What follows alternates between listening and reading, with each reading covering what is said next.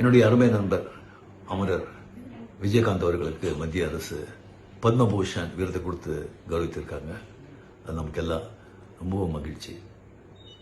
அது மட்டும் இல்லாமல் இந்திய நாட்டின் பத்மா அவார்ட்ஸ் 24 புத்தகத்தில் அவருடைய வரலாற்றை பதிவிட்டிருக்காங்க.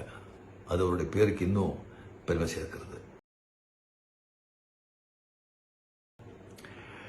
விஜயகாந்த் அவர் நம்ம கூட இல்லை அப்படிங்கிறது இன்னும் என்னால் ஏற்றுக்கவே முடியல. ஒரு டக்குன்னு தோன்றி பல சாதனைகளை செஞ்சு அப்படியே மறைஞ்சிட்டாங்க. இனிமேல் விஜயகாந்த் மாதிரி ஒருத்தரை பார்க்கவே முடியாது. அவங்கள நான் ரொம்ப மிஸ் பண்ணுறேன். ஸோ ஒரு மதுரையில் பிறந்த ஒரு மதுரை வீரன் நம்ம கேப்டன் விஜயகாந்த் அவர்கள்.